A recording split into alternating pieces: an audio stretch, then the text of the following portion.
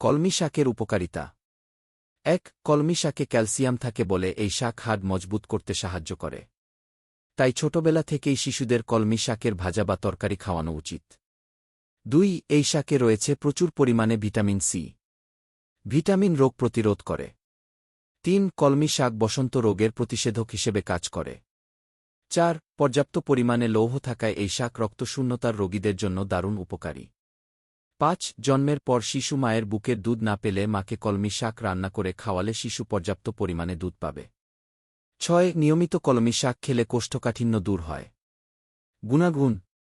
ফোড়া হলে কলমি পাতা একটু আদাসহ বেটে ফোড়ার চারপাশে লাগালে ফোড়া গলে যাবে এবং পুঁজ বেরিয়ে শুকিয়ে যাবে। পিঁপড়া, মৌমাছি কিংবা পোকামাকড় কামড়ালে কলমি শাকের পাতা ডগাসহ রস করে লাগালে যন্ত্রণা কমে যায়। এছাড়া কোষ্ঠকাঠিন্য হলে কলমি শাকের সঙ্গে আখের গুড় মিশিয়ে শরবত বানিয়ে সকাল বিকাল ১ সপ্তাহ খেলে ভালো উপকার পাওয়া যাবে।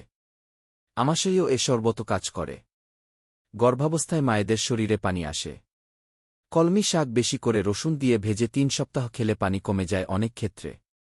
প্রসূতি মায়েদের শিশুরা যদি মায়ের দুধ কম পায় তাহলে কলমি শাক ছোট মাছ দিয়ে রান্না করে খেলে মায়ের দুধ বাড়ে। উৎস: ইউএসডিএ ফুড ডাটা সেন্ট্রাল।